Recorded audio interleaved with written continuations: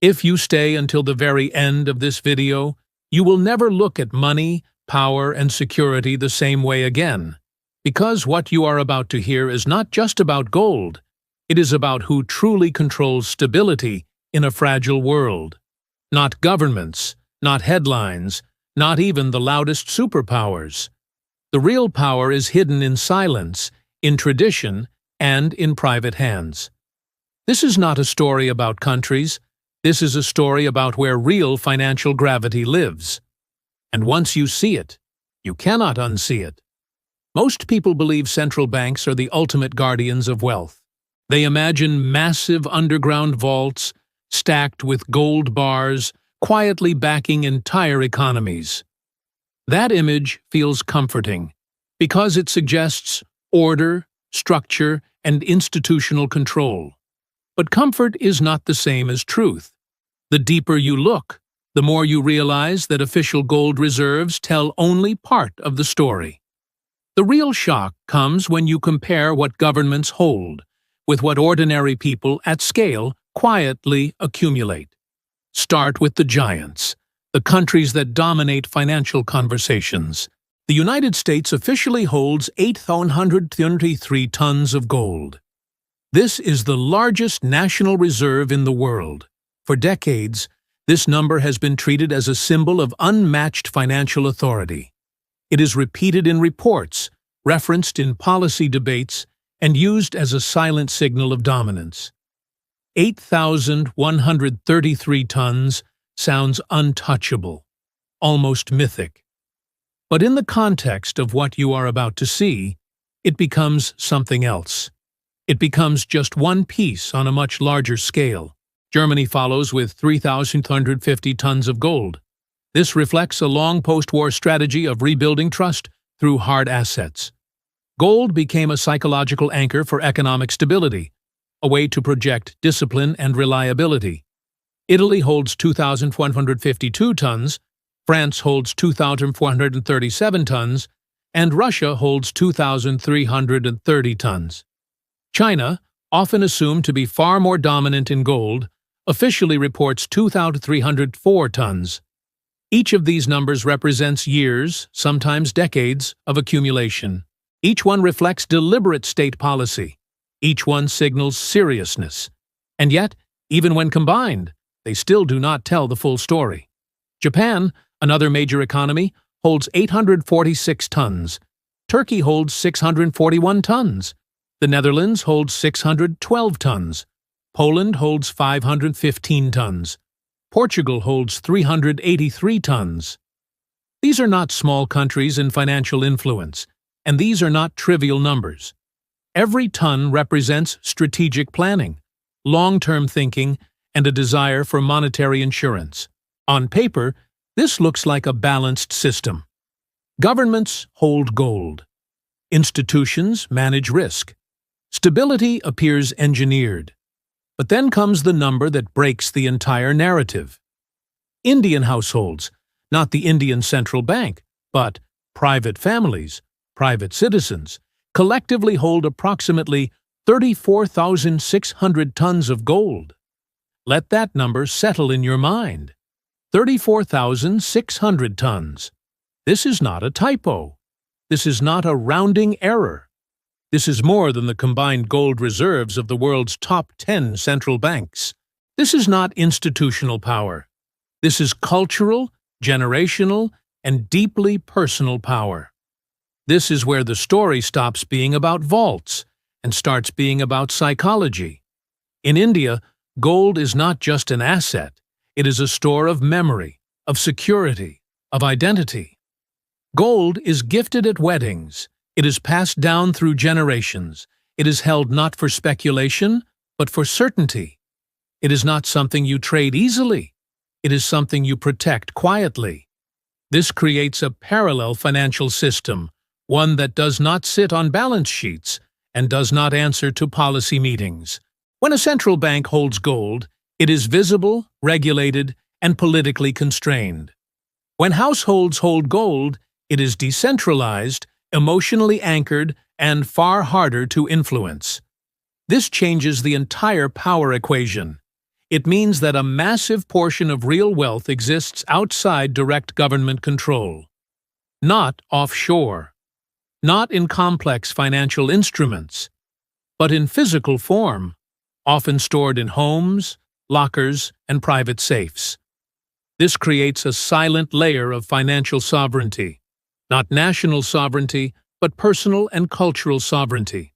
It is wealth that cannot be frozen easily. It cannot be printed. It cannot be diluted by interest rate decisions. It does not respond to press conferences. It just exists, patiently, waiting for moments of uncertainty. In times of crisis, this kind of wealth does not panic. It does not flee.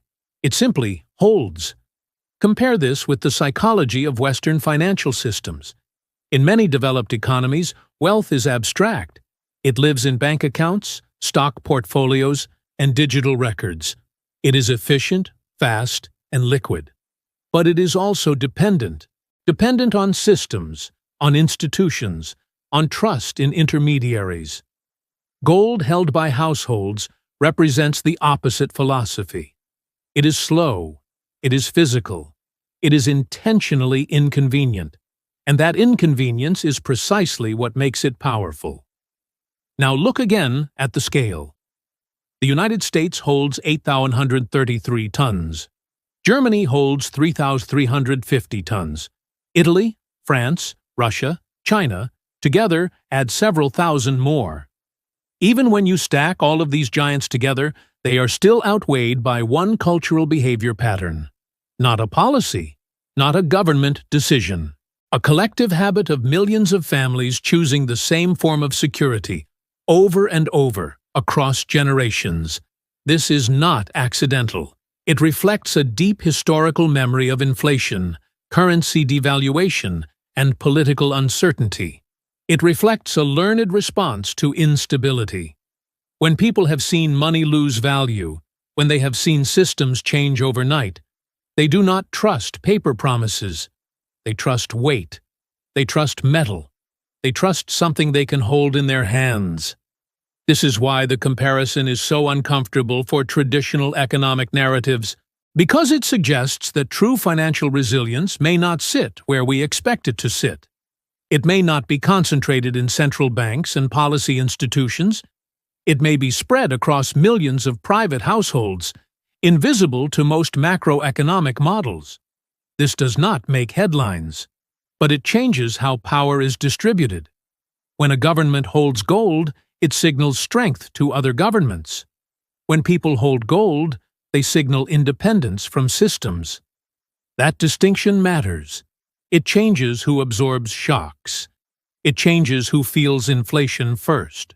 It changes who has options when currencies weaken. It creates a quiet buffer that does not show up in official reserve tables. This is the hidden architecture of global wealth. Official numbers tell you who looks powerful. Household behavior tells you who is prepared. And preparation is a different form of power. It is not loud. It is not performative. It does not need to be announced. It simply exists, waiting for the moment when systems are tested. This is why the number 30,4600 is not just a statistic, it is a statement. It says that a massive share of real value is held outside formal financial command. It says that tradition can outweigh policy. It says that culture can quietly outperform institutions in long-term resilience. And this forces a deeper question. In a world where currencies are increasingly digital, where money can be created with keystrokes, and where financial systems are more interconnected than ever, what does it mean to hold something that cannot be copied, cannot be printed, and cannot be reset? Gold, in this context, is not just an asset. It is a form of insurance against the structure of modern finance itself. The central banks know this. That is why they still hold gold. But what they may not fully control is how much of that insurance is already in private hands. That shifts leverage. It shifts who can wait out a crisis. It shifts who is forced to react and who can simply endure. This is not about predicting collapse. It is about understanding asymmetry. Some actors rely on systems to protect their wealth. Others rely on assets that exist outside those systems. When stress arrives, those two strategies behave very differently. One depends on confidence, the other depends on physical reality. And here is the uncomfortable truth. Confidence can evaporate. Physical reality does not. This is why, when you look at gold reserves, you are not just looking at metal. You are looking at trust, memory, fear, discipline, and long-term thinking, all compressed into a single number. You are looking at how different cultures define safety. You are looking at how different systems prepare for uncertainty. The scale of Indian household gold forces a re-evaluation of what financial dominance really means. It suggests that the loudest players may not be the most insulated. It suggests that the quietest strategies may be the most durable. It suggests that real power is not always where capital markets point. Sometimes it is where tradition quietly accumulates. And this is only the surface of the story. Because once you understand who holds gold, the next question becomes even more dangerous. What happens when the system is stressed? And who actually has room to move? That is where the real game begins. When financial systems are calm, gold looks boring. It does not yield interest. It does not pay dividends. It just sits there. In times of stability, it feels inefficient, almost outdated. That is why, during long bull markets, gold is often dismissed as a relic. But history does not reward what looks efficient in calm periods. History rewards what survives when efficiency collapses. Every major financial shock reveals the same pattern. Liquidity disappears. Trust weakens. Promises are questioned. At that moment, the value of gold is not about price charts. It is about optionality. Gold gives its holder the option to wait, while others are forced to act. That ability to wait is one of the most underrated forms of power in economics. Central banks understand this even when they publicly downplay it. They talk about inflation targets, interest rates, and currency stability. But behind closed doors, gold remains the asset of last resort. It is what sits outside the system. When faith in the system itself is under pressure, that is why the United States still holds 8,133 tons.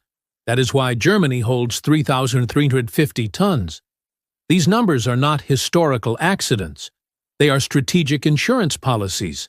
But insurance works differently depending on who holds it. When a central bank holds gold, it is meant to stabilize a currency and signal strength. It is a tool of credibility. When households hold gold, it is meant to stabilize personal survival. It is a tool of independence. These two goals are not the same. In a crisis, they can even come into conflict. During inflationary periods, governments face pressure to protect currencies and manage debt. Households face pressure to protect purchasing power. Gold, in private hands, becomes a personal hedge against policy outcomes.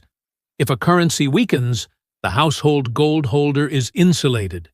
If a currency strengthens, the household still holds an asset with global acceptance. This is asymmetrical protection. It does not require trust in domestic policy. It relies on universal recognition. This is where scale changes everything. A few households holding gold is tradition. Tens of millions of households holding gold is a parallel financial structure. With an estimated 34,600 tons, Indian households collectively hold a reserve that dwarfs official institutions. This means a significant portion of real purchasing power exists outside direct monetary control. Not in banks, not in bonds, not in currency, but in a form that responds to global prices, not domestic promises. This creates a subtle but powerful effect. It reduces the effectiveness of purely domestic monetary tools. When people hold large amounts of gold, their financial behavior is less sensitive to local currency policy. They have an external anchor, That anchor is priced globally. This means that domestic inflation does not fully trap them. They have an exit valve, not physical exit, but financial exit. For governments, this is a double-edged sword. On one hand, it provides societal stability. Households with gold have buffers. They are less likely to collapse financially in sudden shocks. On the other hand, it weakens the monopoly of policy over real value. It introduces a competitor to fiat trust. And competition in monetary systems is never neutral. Now, look at countries with lower household gold culture. Wealth is concentrated in financial instruments. Stocks, pensions, real estate, and digital balances dominate. These systems are powerful, but they are also synchronized.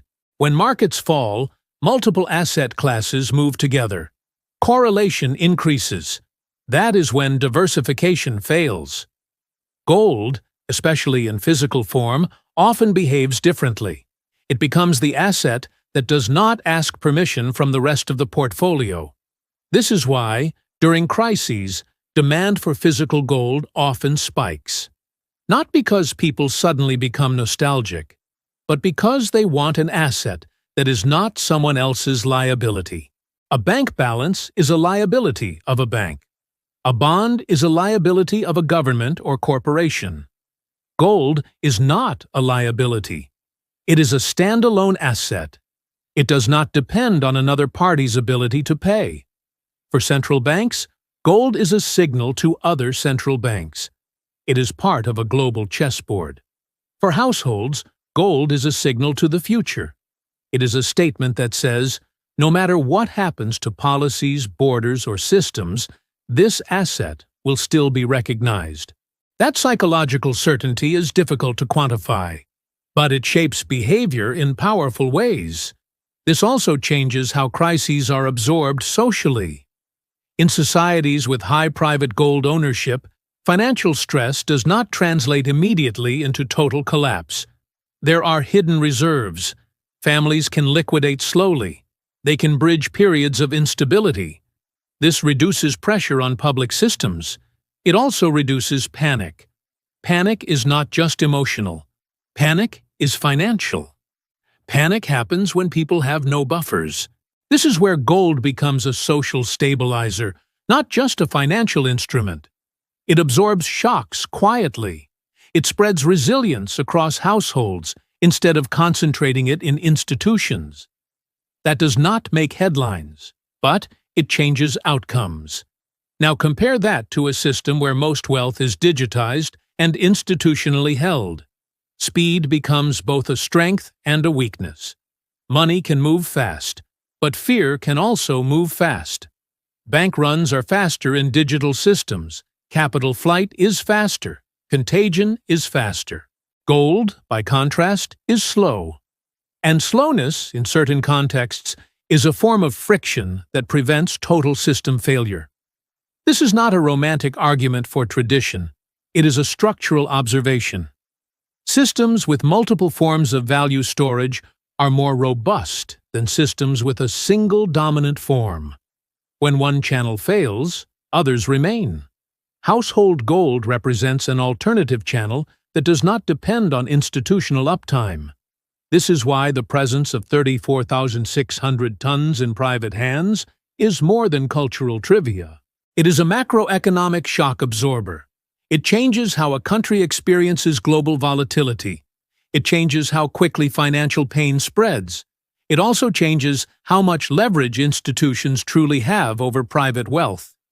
And this brings us to a more uncomfortable layer. In extreme scenarios, when governments are under fiscal stress, the line between private and public assets becomes politically sensitive. History has shown that states, under pressure, can seek access to private wealth. Not always directly. Sometimes through taxation. Sometimes through regulation. Sometimes through moral pressure. In societies where wealth is abstract and visible in accounts, this is easier. In societies where wealth is physical and decentralized, this becomes harder. Gold in private hands is harder to map, harder to seize, harder to mobilize for public use. This creates a quiet negotiation of power between state capacity and private autonomy. This is not theoretical. It has happened before, in different forms, in different countries, across different eras. The more centralized wealth is, the easier it is to coordinate policy around it. The more decentralized wealth is, the more limited that coordination becomes. Gold, in this sense, is not just an asset.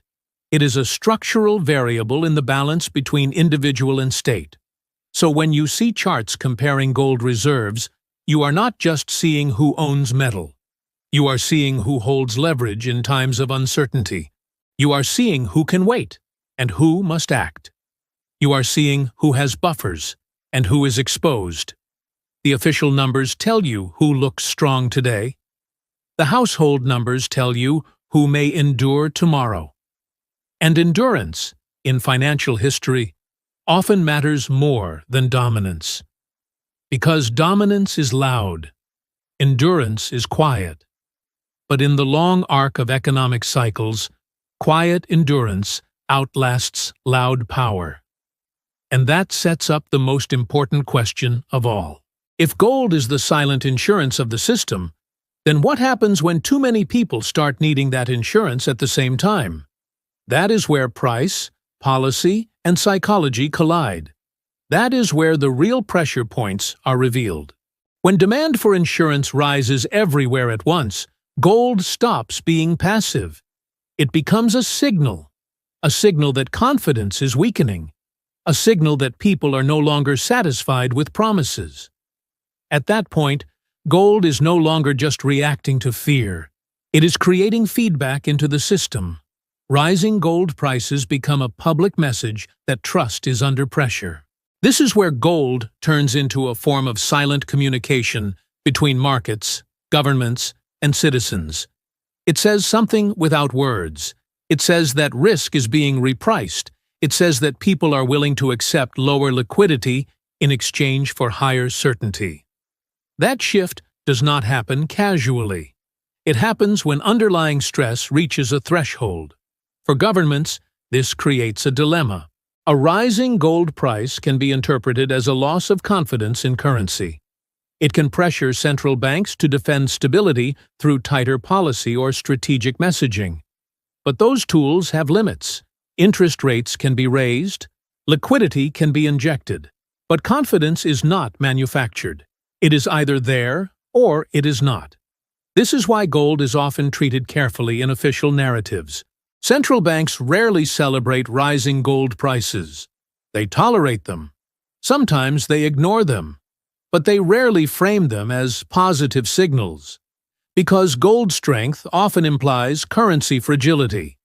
It implies that a portion of the market is choosing an asset that does not belong to any central bank. Now scale that psychology across millions of households. When private holders increase their demand for gold, it is not speculative. It is defensive. It reflects a collective assessment of risk. That assessment is distributed, not centralized. It is based on lived experience, not policy forecasts. This makes it harder to counter with official communication. This is where countries with large household gold ownership quietly gain an advantage. Their populations already hold insurance. They are not scrambling to buy it at peak stress. They are not competing for limited supply at the worst possible time. They already have buffers in place. This reduces panic buying. It reduces systemic feedback loops. It dampens volatility at the social level, even if markets remain volatile. In contrast, in systems where gold ownership is low and financial assets dominate, stress creates a rush into safe havens. That rush can be disorderly. It can push prices rapidly. It can amplify fear. Gold, in those cases, becomes both a refuge and a mirror. It reflects how unprepared the system is for uncertainty. This also affects geopolitics. Gold is one of the few assets that can be used between countries without relying on the same financial plumbing as currencies. It does not require clearing systems. It does not depend on correspondent banking. It does not need trust in foreign institutions. In a world of sanctions, fragmented payment systems, and geopolitical tension, this matters. Countries that hold gold, whether officially or indirectly through private ownership, have more flexibility. They have more optionality in extreme scenarios. They are less exposed to financial choke points. This does not mean they are immune, but it means they are less dependent on any single system. This is why, over the last decades, many central banks outside the traditional Western bloc have increased gold holdings. It is not nostalgia.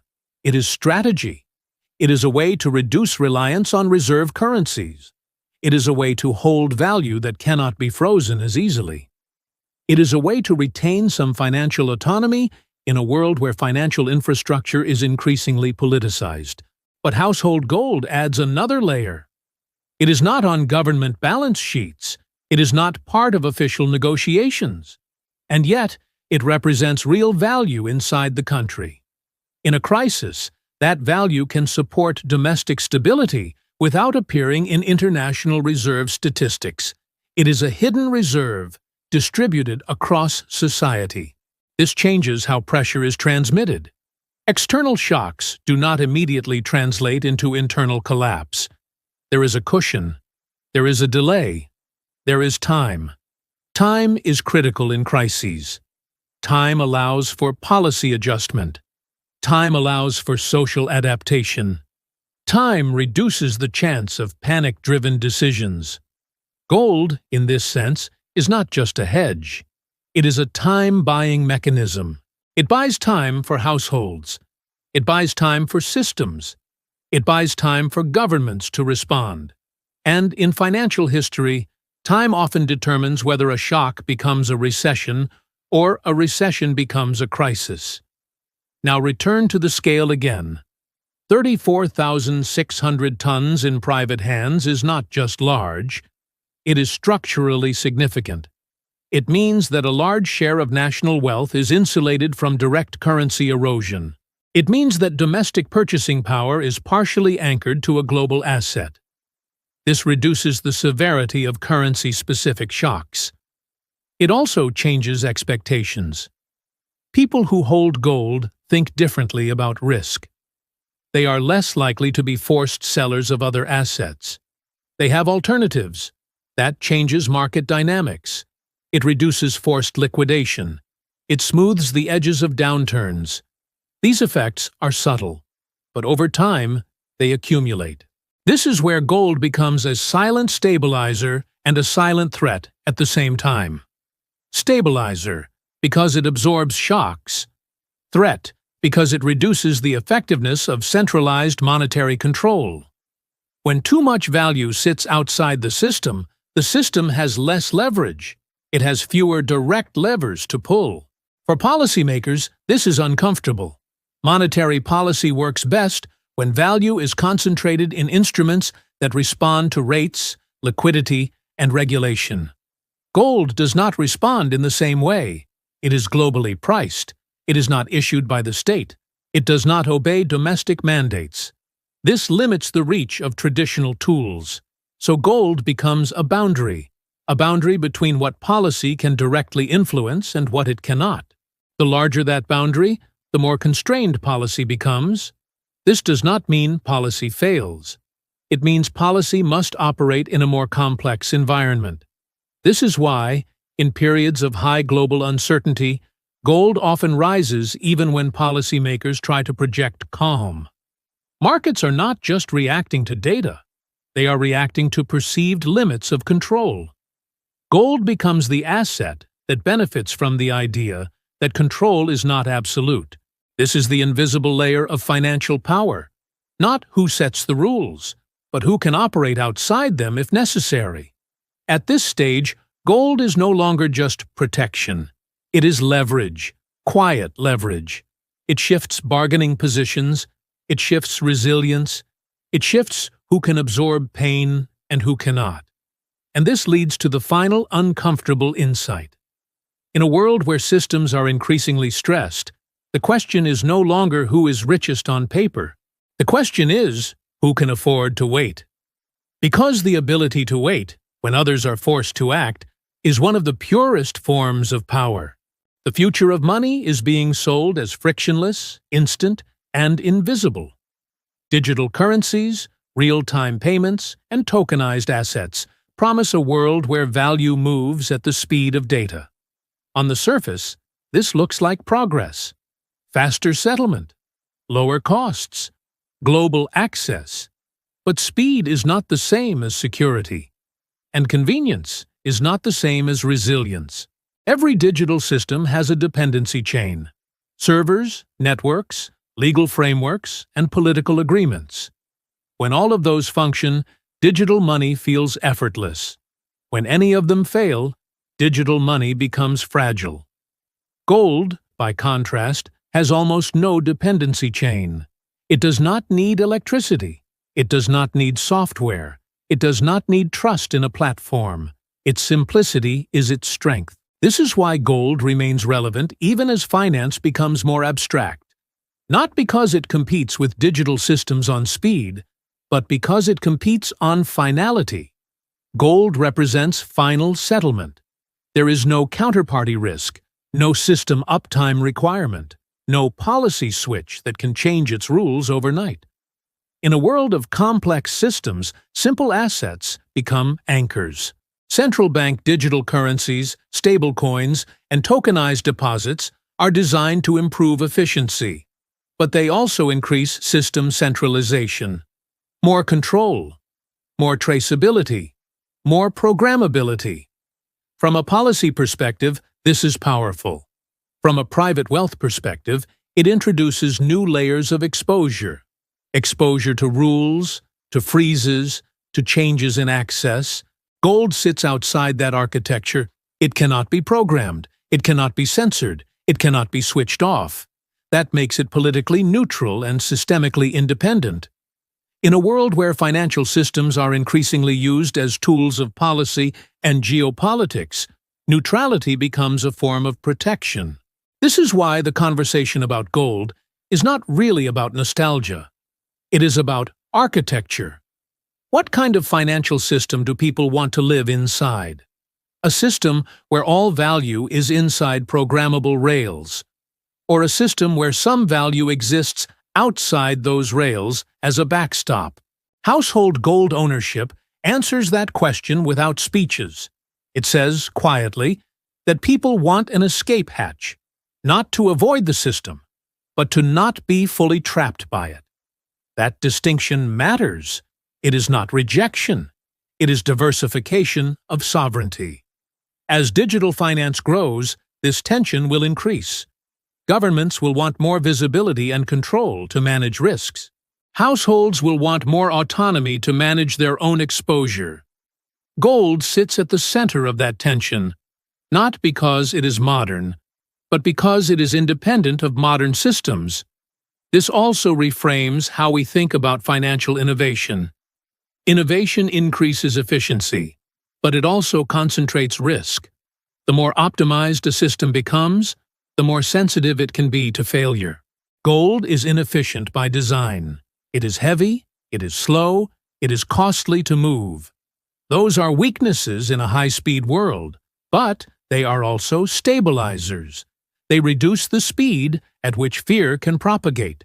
This is why, paradoxically, the more digital finance becomes, the more valuable analog assets can be at the margin, not for daily transactions, but for systemic insurance.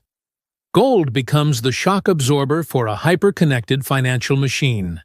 Now, bring this back to the numbers again. Official reserves, like the United States, with 8,133 tons, Germany with 3,350 tons, and others, represent institutional recognition of this reality. They are acknowledgments that no matter how advanced systems become, a layer of final settlement outside the system is still required. But household ownership at the scale of 34,600 tons represents something even more profound. It means that this recognition is not just institutional. It is cultural. It is embedded in behavior. It is not waiting for policy approval. It is already implemented.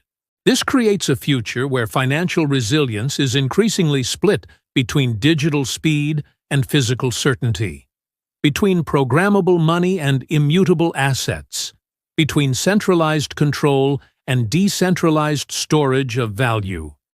Gold is not replacing digital finance. It is positioning itself as its shadow.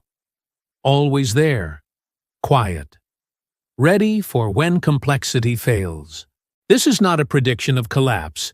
It is a recognition of cycles. Every financial system eventually faces stress. The question is not if. The question is where the stress goes. Gold changes where the stress is absorbed. In a fully digital system, stress concentrates. In a system with physical backstops, stress disperses. That dispersion reduces the probability of extreme outcomes. It does not eliminate pain, but it changes its shape. This is why, even in the most advanced financial future, gold remains relevant, not as a daily currency, but as a constitutional asset of the financial world. An asset that defines the limits of control. An asset that marks where policy ends and physical reality begins. And that brings us to the final layer of the story. Because once you understand gold's role in a digital future, you realize that the real battle is not between old and new money. The real battle is between control and autonomy, between systems that want to optimize everything and individuals and cultures that want something that cannot be optimized away. At the end of every financial cycle, the story is never really about money. It is about trust, who people trust, what they trust, and what they do when that trust is tested. Gold sits at the center of that story, not because it is shiny, but because it represents something that cannot be promised, only held. The numbers you have seen are not just statistics. 8,133 tons in the United States, 3,350 tons in Germany, thousands more across Europe, Russia, and China. And then, towering above them all, 34,600 tons held quietly by Indian households. This is not just a comparison. It is a map of where confidence truly lives. It tells us that institutions prepare for crises with policy and reserves. But people prepare with culture and memory. One is loud and visible. The other is quiet and persistent. And history shows that what is quiet and persistent often outlasts what is loud and visible. In a world racing toward full digitalization, where money becomes code and value becomes data, gold stands as a reminder that not all security can be virtualized. There is a psychological anchor in owning something that exists outside screens, outside servers, outside permissions. That anchor does not show up in quarterly reports, but it shows up in how people behave when fear enters the system. This is why the real lesson of gold reserves is not about which country is richest. It is about which societies are structurally prepared for uncertainty. Prepared not just financially, but mentally. Prepared to wait. Prepared to endure. Prepared to not be forced into bad decisions when systems are under pressure. The hidden truth is that power in finance is not just about scale. It is about timing. The one who can wait when others must act controls the outcome. Gold gives that ability, not through speed, but through patience. When markets panic, patience becomes expensive. When currencies wobble, patience becomes rare. When systems tighten, patience becomes power. And gold, by its nature, is an asset built for patience. So when you look at charts of gold reserves, you are not just looking at metal, you are looking at a philosophy of survival. A belief that some forms of value should exist outside rules, outside systems, outside immediate reach. That belief has been validated across centuries, across empires, across monetary experiments. The modern world may run on algorithms, but human fear and human memory still run on something older. They run on what has survived every system that came before. Gold is not perfect, it is not dynamic, it is not innovative, but it is stubborn. And stubborn assets tend to survive elegant systems. This is why, in the end, gold is not a bet on collapse. It is a bet on continuity. A bet that no matter how systems evolve, there will always be moments when people want something that does not depend on anyone else. Promise. And that is the final paradox. The more advanced the financial system becomes, the more valuable the simplest form of trust can be. Not because it is better, but because it is outside. So the next time you hear about gold reserves, do not just ask who holds the most. Ask who has the freedom to wait. Because in the real economy of power, waiting is not weakness. Waiting is leverage.